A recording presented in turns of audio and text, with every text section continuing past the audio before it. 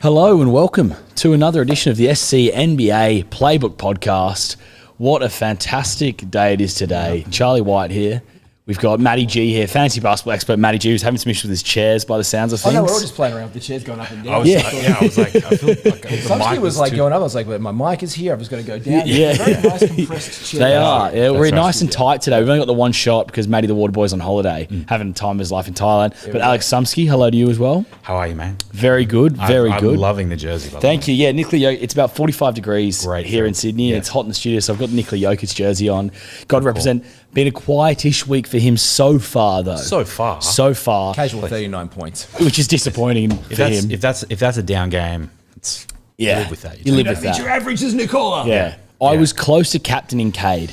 I was so close this week. I think this was the best debate of the week, and we had it in the chat. We had it in the SC Playbook, in our group chat as well for our contributors, also for our listeners, viewers. That VIP pool, and it was like, who do you do? And I'm like, look, it's kind of Jokic. Cade after 2 games at 65. Joker is at 39. Like, yeah, you can see where it's going to go. He's got 2 more to go. Cade's got 2 more to go. We'll see where it is.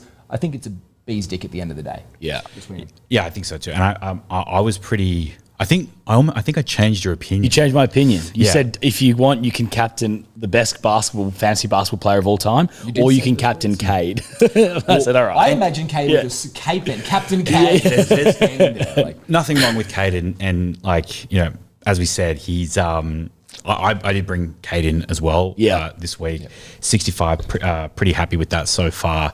But look, you know, if you're going on probabilities here, you know, essentially you really just need to have, you know, Jokic to have 1 game on par, 1 overs game, and he's allowed 1 unders game, and that's going to be a better score than basically every other player in the NBA, and that includes Cade. You essentially need an overs game every single time from Cade. I thought there was a chance of him resting, or, you know, this is a guy that I had just said as well, this was the point and the thing that kept me up at night. He just missed the most shots in NBA history since Kobe. Yeah. So I wasn't like rushing to captain him, knowing that he has that the inefficiency, or volatility even. So, but you know, a perfectly respectable captain choice. There were a lot of good guys you could have captained this week. Yep. By the looks of it. We should say, if you do want to become a member of that chat, very, very simple, very, very affordable as well is the key part. It's only $2 a week, so less than your cup of coffee a week, but it gets you access to not just the NBA chats, but also NRL, and there's NFL in there as well. I know they've got the EPL and the cricket podcast going there as well. So much incredible information. You know, I was talking to Timmy last week before we were doing the show, and he was telling me that in that group that he's got for NRL Supercoach, it was something like nearly 50% of the top 100 were all in his group. So it's actually so vital for that information. So you can get so much out of it if you do want to jump in there. Also the league as well. You win $1,000 cash if you join that league, come and win the league. Someone asked, can you still join the other day? You can still join. And the code is 142510. Charlie, what was that code again? 142510. And $500 if you're not a subscriber. So become a subscriber. Yeah. Just get $1,000. Double it. Come on, guys. Come on, get involved. Double it. Where are we starting today, though? Lots is happening. Can we talk disappointments? Yes. There's something on my screen right now. Yes. That I think, and we don't talk about the guys who've broken our hearts enough. We talk about the girls that break our hearts. I'll right after you tell me, because not much is breaking your heart this week. I can see by the screen. I have a very good looking screen. I will tell you right after what breaks my heart, but you go. The nip. Oh yes, Con Knipple being -1 to start the week because you know I've got on my, you were talking in the group chat about plays for the future weeks. I'm like, look, Reed Shepherd with the schedule that's coming up 7 through 9. There's an article coming up on SC Playbook. Make sure you check that out on our feed as well. You can check it on our Twitters, on our Instagram. I've got that coming out. It's called fortune telling about what's going to happen the next 3 weeks. And I love Reed Shepherd as a player. Now he's up to 45 points for this week, so obviously that's a guy who's up. But Con Knipple, the gravity of that, let's not say the rookie wall, but a really bad game, when you look at your score sheet and you see a -1 there, you're like, that's not great. Like that hurts you, especially after what blistering form that he was in. It's kind of like my faith is placed, and it's when you look at your bench, right? And you see like a guy who's sitting there with 45 Supercoach points, and then you see a guy there with -1. You're like, why can't you at least have 3? Yeah. So that was my heartbreak of the week. Leaving Con Knipple in that shooting guard spot. and him so far -1 for the week. I was looking at the nipple closely. Yep. I opted for Queen instead. Yep. Obviously not position for position, but that was the last spot, and I was debating between the two guys. But who I have to, make a little bit of an admission here. But also, I'm not on an island. There are many people in this same boat. But I was an advocate since I wrote about it in every single article that we've published. Just about, I've spoken about it on just about every episode for the past 3 or 4 weeks. Mathur-in. I know where you're going. This Bennedict Mathurin. Ex-Benny. Mathur-in or Mathur-out is what we were saying at the office. I said out. He was one of the most popular ads of the week. He was. Where was he down the end there?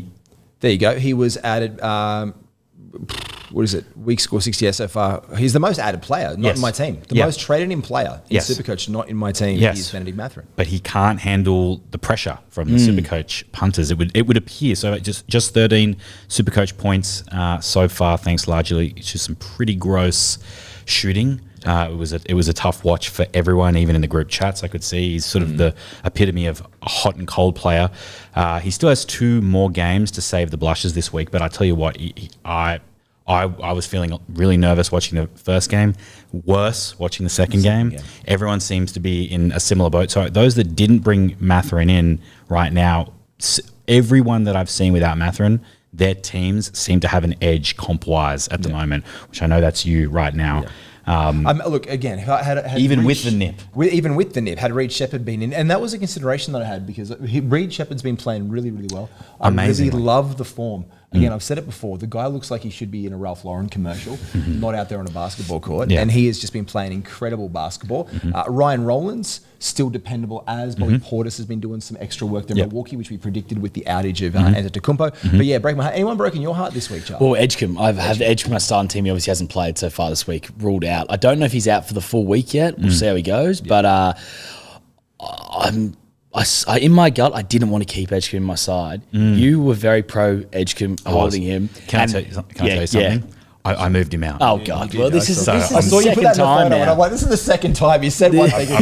Charlie's going to be so upset. I'm very sorry. You can't keep coming here and lying to us, the listeners, the viewers. I was just lying to you. Tell everybody else in the full chat. I do think that Edgecombe is going to be fine. Yes, season long, and it was only because I was trying to bring in.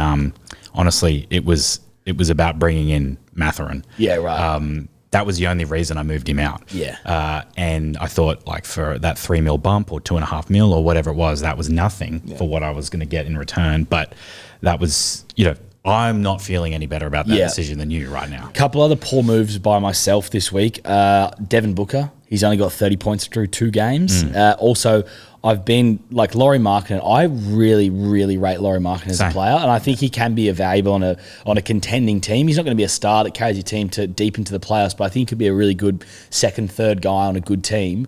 But he's been very disappointing this week. Only 11 fantasy points so far, 11 Supercoach points so far.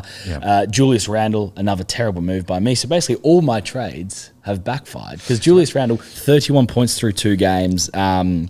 Not great, and I could have had Towns, who's been the highest point scorer so far this week. Well, I could have made it work. I left Emmanuel quickly, and I was really big on Nesquik. Yes. I loaded myself up. My big move was Brandon Ingram. With the RJ Barrett news, the stars were aligning, and Ingram has looked really good. Like great game winner this week already. Up to 49 Supercoach points, second in the team behind Scotty Barnes at 57, who's been a solid play for me as well. Emmanuel quickly, I like Nesquik. I do think there's some room for improvement. His break even is hard to swallow this week. I'm going to check that week 6 one. Where was it? The week 6 one is 68 points. He's only at 28 right now through his 2 games. So I do need to see him really hit some form. It really escalates next week up to 89 points on the 4-game week for these ones. So I think it's probably moving out quickly next week is the move for me, and just with another trade on the way. But I've liked the 4 games that the Raptors have been putting together for me. The Raptors are a funny team this year. They look like they've got something. No one was really expecting much. It's kind of a team of like, do they all fit together? It's really random what they're doing, the Raptors, but it seems to be working this year. But what's actually a good score this week? Because I think 1,000 points might be a really good score this week. It will be. Yes. I think it'd be a really good score this week. Yeah. I think if you're cracking the one, if you're hitting the 1K, lifting the bat over that. I think you're going to have a really good week in Really good Supercoach. week. Yeah. And where are you two ranked now? Because, Alex, we spoke about this last week. No Giannis for you. But a lot of the teams above you had Giannis in them, in their team when he went down with the injury. Where are you? I'm 47th overall right now. 50, baby. Yes, finally. I was 56 last week. But, you know, that's all fine and well. But it's a week-to-week comp. And I'll tell you what, I know that's going to take a bit of a hit this week with some of the moves that have been made. I brought in Jalen Johnson last week. That was a great one for me. 136 points as my Giannis replacement, which he basically matched his production 1-for-1. Just 13 points so far this week. When I tried to hold strong on him. I'm with you, Mathur-in. I'm sitting on 11 with him. Donovan Mitchell, 12 right now. Mathur-in, 13 right now. Not great. My saving grace is I've still got Shepherd, Cunningham, Shai right now, which is great. I held on Avdija. 53. I said in Deni we trust in the group chat when there was a bit of skepticism about bringing him in given what he did against OKC. I don't think it was going to matter with the other games that he had on his schedule, and so far that's proven right. So it's the only reason that I'm sort of hanging in this week so far. I need a little bit of a miracle to kind of keep my position, but that's kind of where I sit. I'm looking across at you, very envious of your setup at the moment. Very envious of your team. Well, because of last week's snafu, shenanigan. Like I even sent the video to the chat. Traded out last minute, had a boost, and I thought undo the boost, and it was 10:59. And even the video, like this is the even in the group chat, we'd sent and exchanged the photos, and it didn't load. And I still had Giannis in there. I had Jalen Johnson supposed to be in there, and Jalen Johnson, Giannis replacement was I think the only thing that was different. There was one other player I just couldn't get in because the game had locked out by then, and still Giannis was my captain. Oh gosh! And that bit was a terrible effing pill to swallow. Yes, but I had the plan of where I was going for this week to right the ship. And look, for me, it's about week to week. Like I want to be competitive. That sucked. We did my projection. I actually would have been one of the top 8 players when we looked at it last week in Supercoach. So that was seeing that we were like I did the math that I shouldn't have done. But the Deni we trust is a really interesting look for me because the Trailblazers after these weeks ahead, we've got the 3 this week, we've got the 4 next week. They go through the season of the 2 and the 2 and like the down form ahead. The great thing is there's a run of 4 games for them coming up after the NBA Cup season. So in Deni we do trust and we do hold because we do know that there's light at the other end of that tunnel for him. Like in my Supercoach team, I've managed to get in Deni at that time last week. He was one of the trades I managed to make. Beautiful. And so I'm still holding through him. I've got the Raptors in there, the Raptors squad. I've got Cade Cunningham in this week, Jalen Duren doing God's work for us all, Derek Queen. Look, it's been great apart from Knipple. I'm projected at 1,014.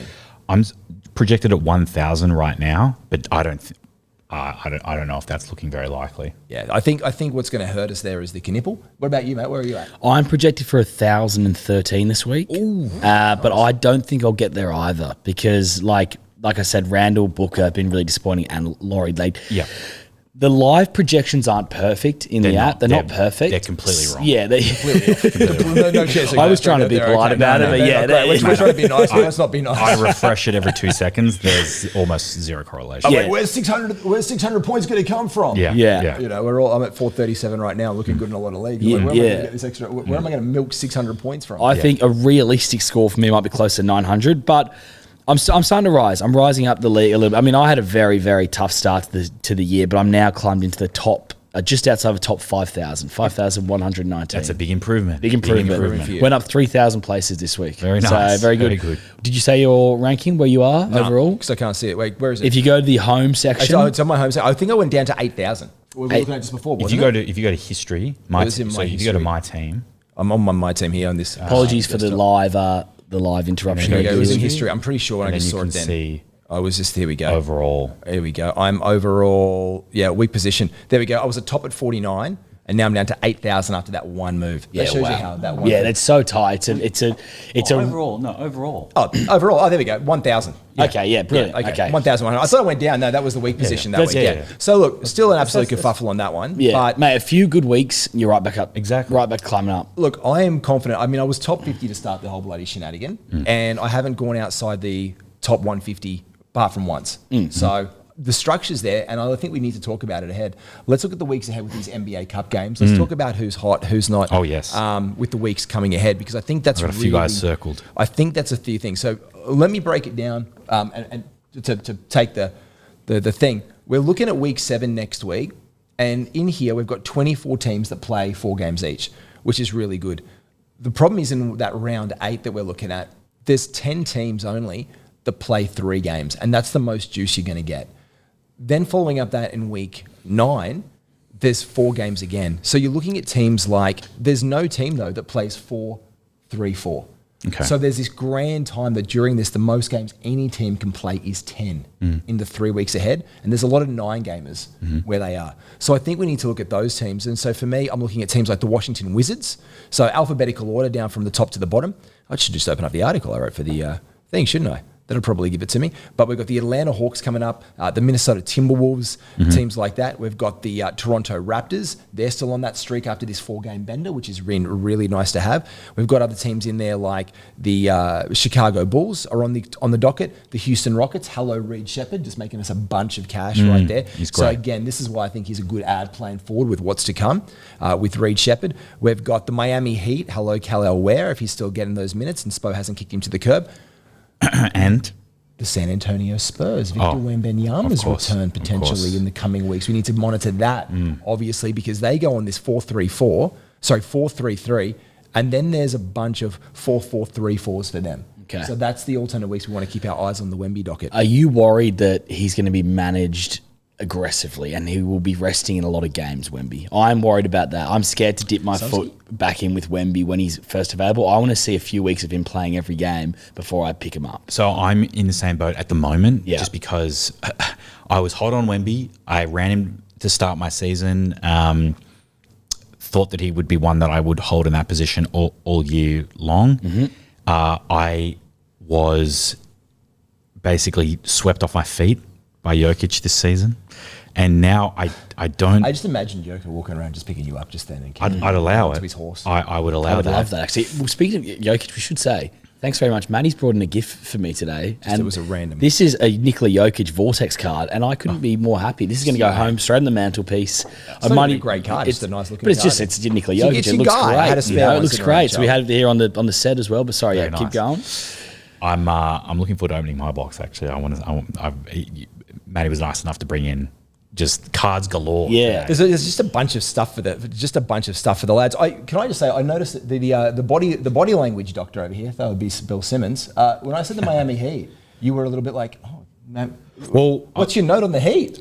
What's your talking Heat point? That means I've said a little bit like I've got a Miami Heat talking point. Well, there's a player that I was thinking of in the back of my mind. I know who it is, because I've got him stashed in pretty almost every fantasy league, and he just returned, isn't he? Say the name. Tyler Hero. There you go. The Heat, because the Heat are sort of on one at the moment, and I think that with the 2 games so far we've seen from him, 26.5, 6 rebounds, 3 assists, 2 steals, very tasty 15.1 mil. I think he's likely going to hurt the stock price for any sort of Norman Powell, Andrew Wiggins owners. I don't know how many of those there actually are. Don't see a lot of chat about those 2 players in our group chats much. Yeah, you've got Bam Adebayo at 1.5. Homie Hackers Jr., who's one of my other shouts to come ahead, he's at 5.8, especially because of his price point at 10.7 mil. But your truthers for Norm Powell, they are at 1.3%. So there are a few owners there on him, but Tyler Hero is 0.4% currently owned. 0.4%. I think he's absolutely one to watch for that price point. I think with the Heat schedule and some of the teams that they're facing and what we know he's capable of and where it looks like he's at, I loved what I saw. A good one to include. Definitely one to have your eyes on. An incredible pickup if you're playing in traditional fantasy leagues. Incredibly. I had him stashed off that IRL off the draft to off the rip, and I had him and Zach Edey. Oh, nice. And so seeing these 2 guys in my fantasy team right now, it's taken all those fantasy teams up to a whole nother level.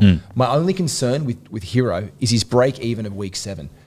It's 106. What? Live reaction. There you go.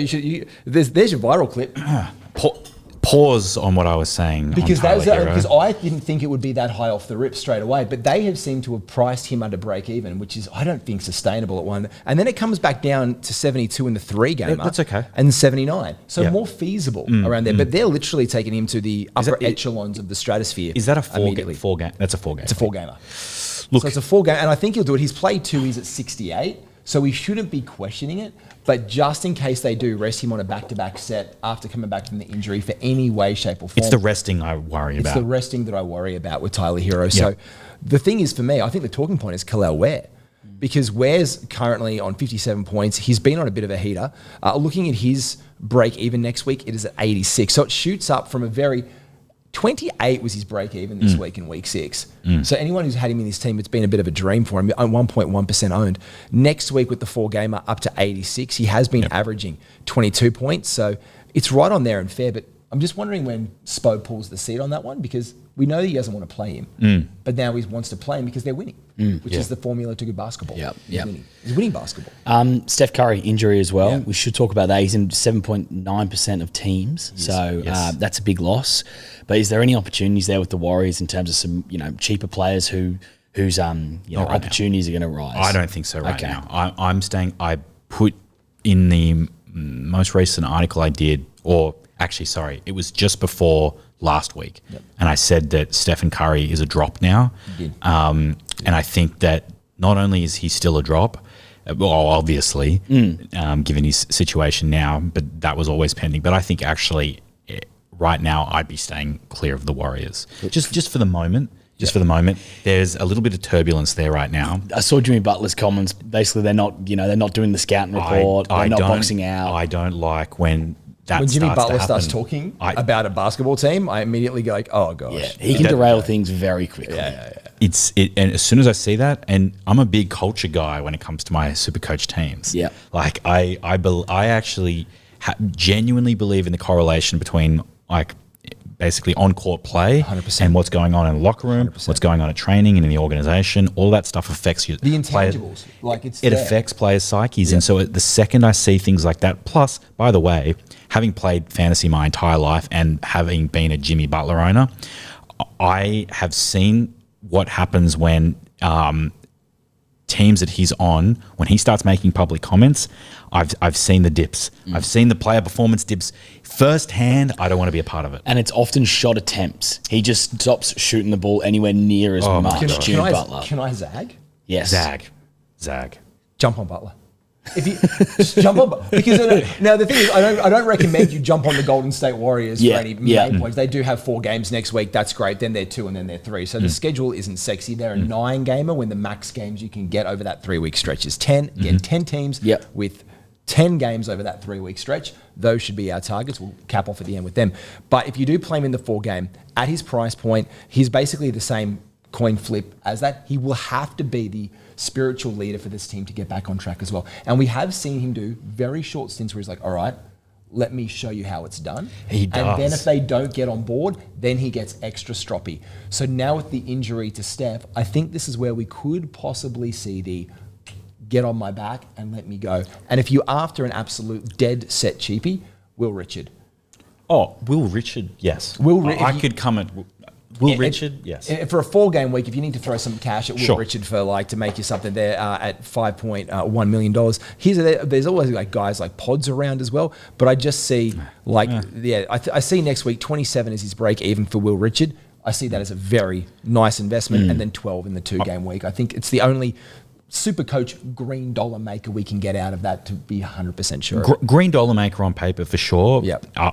Not for success in the basketball team world. Not for success, but then also the intangibles of what's going on right now. I'm just like, I don't even need the drama. I don't even need the drama. There's plenty of other guys that I can bring in that I know aren't having problems on the court or in the locker room right now. The Jimmy Butler point, you're 100% right. He does like to do, prove himself, and that could result in some healthy production. The caveat there is the second he gets frustrated, it's exactly as you described. It's I give up. You guys do it. I'll just sit back and watch. I'm coasting. Let's talk trade plans for next week.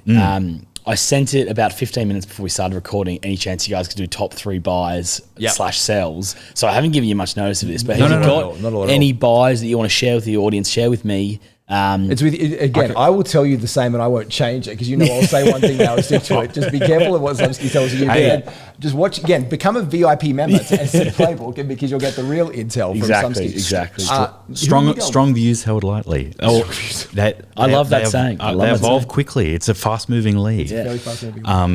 I'll just rattle mine quickly because mine are far less insightful this week. But Giannis. Obviously, he's close to returning yesterday. Should be back in time for week 7. And with the Bucks sort of on a 6-game losing streak, I think he's going to really look to deliver some numbers similar to what we saw probably in the first week of the season. Is kind of what I'm expecting. I'm currently holding SGA. I've got him at the moment. I am sort of a little bit, concerned. They're one of the 5 teams to have a 3-game week in week 7. And then Jalen Williams is obviously back now. The news came out today. And I don't know what that means exactly for Shai's role and whether there's going to be sort of a little bit of a reduction in the load. But it's one to watch. It's definitely one to watch. The guys that I am eyeing, some cheapies, number 1, Keegan Murray. Love Keeks.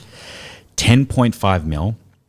He made his season debut last week, and he's sort of showing signs of life in a pretty grim Kings team at the moment. Are you worried about the Kings vibes, though? I don't like the Warriors dramas, but you'll take on the Kings dramas. You know what? I'll tell you why. Yeah. The Kings aren't competing for a championship. Nope. And they know that. And now it's about, I need to get mine. and that's what Keegan Murray is about. The Warriors they're on a different playing field. They think they're competing this year, and therefore they're playing a different brand of basketball. 19 points, 8 rebounds, 2 assists since coming back. For that price, I really like that. I'm going to be looking at it. My first, outside of Queen this week, the first other Pelican I've ever given a look, Saddiq Bey. Not those ones with the chips on the bench? No, not those ones. I left those ones. 8.16 mil. He's seeing sort of a nice run. He's got a good role there, it seems. Like Saddiq Bey's a couple of years ago, he got like 50 points in the game. He was at Detroit, and it was like he was out last season in Washington, didn't play. And now the NBA, NBL. I was watching that game very closely down there, and the 2 things that I saw that surprised me was how embraced Jeremiah Fears was on the court. Willie Green not there anymore, but the coach was really pulling him over, having some chat. Jordan Poole was even mentoring Jeremiah Fears. I know he's in a lot of rosters right now in Supercoaches. Good rookie year so far for him. But how much they were open to playing Saddiq Bey and how much they need him as another floor space opposite Zion with Trey Murphy. And that's what his role is. Just stand there, get rebound, shoot, and be a big body. But he's also athletic, and he's come back and he's finding his form. So a cheaper buy. Yes, definitely a cheaper buy. Last few games, 15 points, 9 rebounds, 3 assists. And he's already had 60 Supercoach points this week. So wow, that's awesome. For 8.1 mil, you do that. And then the last one, my TJ McConnell doppelganger, Colin Gillespie. He's doing pretty good. I love him and Jordan Goodwin in Phoenix. That's a great team with those bench guys. Yes. That's a great... He's come out of nowhere, though, because he was obviously a role player in Denver for a while, getting no minutes, Colin. And he was been in Suns, I think, the last 2 seasons, maybe, or is his second season there? But he's been... even Milwaukee? I can't remember. Yeah. Wasn't Milwaukee, was it? It definitely wasn't the Suns. Okay, yeah, but it wasn't the Suns. He's come out of nowhere. I did not realize he had this in him. He obviously had a game winner not long ago as well. But I've got him in my draft ESPN fantasy league. Good pick up and there. He is doing a very good job. 18 points, 4 rebounds, 5 assists, splits over the last week, but most importantly, averaging more than 30 minutes per game at the moment. So, he's already had 90 plus Supercoach weeks, 90 plus points, delivering great numbers for less than 8 mil. He's only 7.8. Yeah. So another one that I've got my eye on. Yeah, Phoenix before Denver. Phoenix after Denver. Phoenix after Denver, yeah. I thought, yeah. I haven't just been chipping away. Yeah. Shows you how much Phoenix basketball I'm watching. Yeah, but he hasn't been, to be fair, he hasn't really been playing. Yeah. He's been just sitting on the bench for them. But this year he's actually got a role, which is great to see. Yeah. He was part of Denver's championship team, even though he didn't play a minute really. But also, I'll always hold him close to my heart. He's got a ring. Yeah, he's got a ring. As Brian Scalabrine, famously said, in like 30 years, you guys aren't even going to remember. I could say I was the finals MVP. Yep. Anyway, that's enough yapping from me. Talk to me. What are you looking at? Articles going up. I'll give 5 names out there because the 10 teams. It's the 10 team truthers that I'm after for the next run of 3 weeks. It's going to save me a trade. It's going to get me the maximum amount of games that I can. Nice. And I'm already lucky to invest in some of those guys with the Toronto Raptors. They have 3. Now the Atlanta Hawks bandwagon is still there in full effect with the Jalen Johnsons of the world. Yes. So very curious to see if he can bounce back for the rest of this week. But I'll give 5 names off. I can't swallow the lead because otherwise I'm like just giving away for free the stuff we've got on the article. So fair enough. I've got the omelette and yet got Okongwu. Oh, wow. Now, I've put Okongwu on my radar only because now I know he's a bit high at 13.9 million, but there's 2 back-to-backs in that 3-week set, which means we know that Kristaps Porzingis is going to rest. He continues to shine in his role. He continues to be one of the top Supercoach point earners in this team based on his efficiency and on his defense. So let's put the omelette on the agenda. I love it. On our breakfast menu. I love it personally. Or on your brunch menu, whenever you eat your breakfasts. I've got Mikal Bridges on here for the New York Knicks because they're another one of these teams. So the 10 teams that I've got my eye on for these games for the heat of 10 are Hawks, Bulls, Rockets, Heat, Timberwolves, Knicks, Kings, and Keegan Murray was on my list as well. Very good. Raptors, Spurs, and the Wizards. I'll read this one. Mikal Bridges. Here's the little fantasy engine that could. This season, he gets to be the SC engine that can. Behind excellent efficiency outside his free throw percentage, Bridges is reinstalling himself as the prototypical 3-and-D player in the NBA. What sets him apart is his elite defensive numbers. At the time of writing, he has made 1.6 mil in the season. His week 7 break even of 96 is a risk factor, considering OG Anunoby could return by then. Following that, they are 62 and 63 respectively. At an average of 24.7, he should surpass that and keep you green. So for me, that's my sell on Mikal Bridges. I like that as well. Again, I mentioned Reed Shepherd as one of my guys. I think the other one that I'm here is Alex Sarr at 13.2 million. I really love what this sophomore Frenchman's done. His defensive numbers are up. The big red flag for him in fantasy and in Supercoach, again, like these guys, like Bennedict Mathurin, is the efficiency side of it. Like, how many shots do you want, mate? Can you knock him in? Because it's really hurting. It's really killing my vibe right now. Yeah. The guy's been fantastic. In week 6, he's tallied 37 points so far with a break even of 53 with 2 more games to go. This guy has a lot of promise and continues to make cash. I think that we see that coming ahead. So he's kind of on my docket. And other guys that are fringy right now for me, I've got Brandon Ingram. If you haven't got him, get him in. Reed Shepherd, haven't got him, you bring him in. But the homie Hackers Jr. at 10.76 million for the Miami Heat. Just a nice little one there. I like to dribble and drip feed. Any sells? Any players to avoid for next week? That's a toughie. Or is there nothing really obvious that jumps out? Well, I think it's a little. I would say it's a little bit early to say when we haven't seen the rest of the week. Yeah, I think anything that we say could age poorly for now. I will say again, I've got my eyes on Jalen Williams and how he affects Shai. Yep. That is a genuine consideration for Shai at his price point heading into next week. That's one I'm definitely watching. And then another one is probably just the Clippers again. I mean, we've spoken about the Clippers at great length. Loved what Harden's been doing. Brought him in last week, was incredible. Dropped him this week thinking with Kawhi, I didn't know how that was going to go. In the first game with them together, Harden wasn't shooting the lights out. He seems to be okay, but again, just these are guys that I'm watching for now before making any sort of major decisions. I will tell you who you're expecting to see down the bottom of your page is Cade Cunningham and Jalen Duren. The reason I say that is because next week they do have 4 games, which is great. Like, that's why you brought them in this week. There's 2 full gamers back to back for these guys. They do suffer from the round 8 2-gamer. So they're one of the teams that don't play it. They do pick up 4 games though in week 9. So they do play that max 10, but they don't do it the 4-3-3 way. So that's good for them during that stretch of time from 7 to 7 to 9. So I think people might just want to move off them next week early for a 4-gamer and a 3-gamer potentially. I think is something that people are going to really heavily consider, or then try and move into a 3-game and a 4-gamer. They don't do that because you've got 3-game and 4-gamers the next week. The thing is, there's none of them.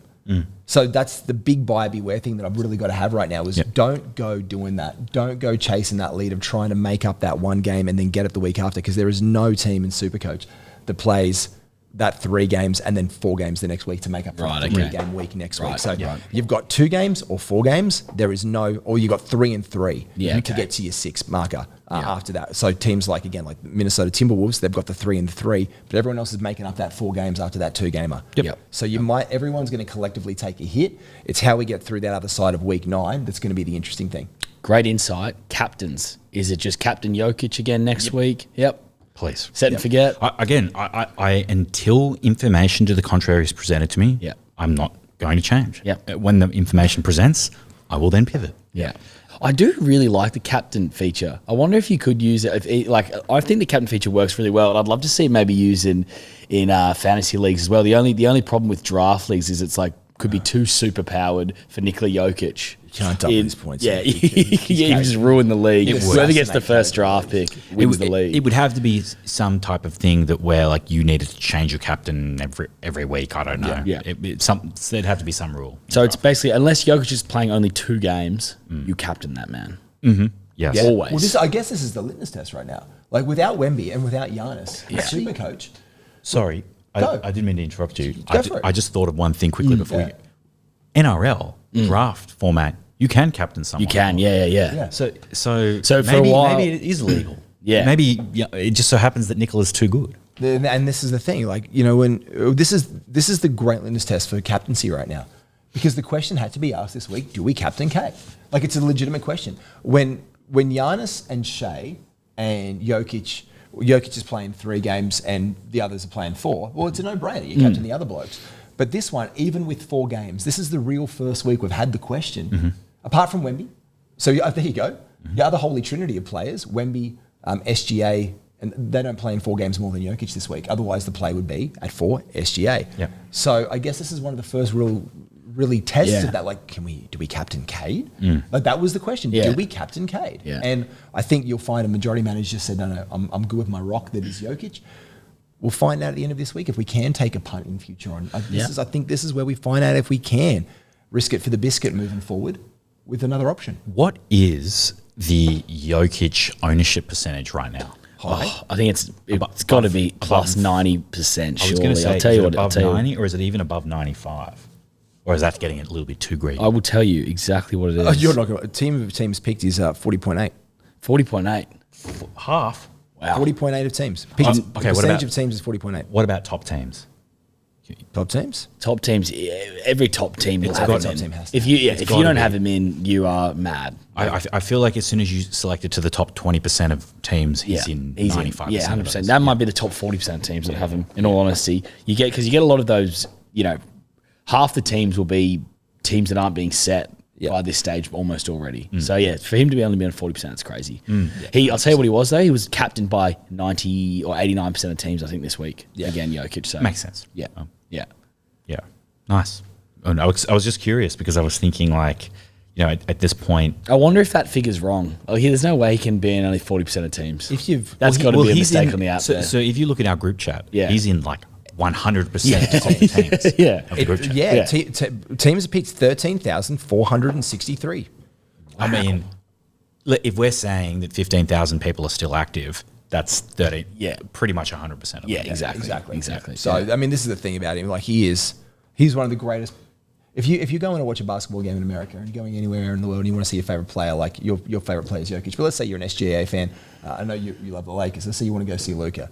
Well, who I want on my docket them to be playing is I'd rather be watching Steph Curry, but I just want to watch Nikola Jokic play basketball. It's special. It's a special experience. It's a special thing to watch. And he's a very special thing to have on our rosters. Anything else you want to get to before we go? Because, Matty, we'll say this. Congratulations, mate. You completed your Masters. I did. Well done. So turn it in. Thanks, man. It's done, man. It's up there. Look, it's on the screen. There's the little portfolio button. There it is. One submission, one file. Wow. One shot, one kill, baby. Wow. It's been 2 years. It's been a massive 2 years. Got a new job this week as well. Congrats, submission mate. for next year.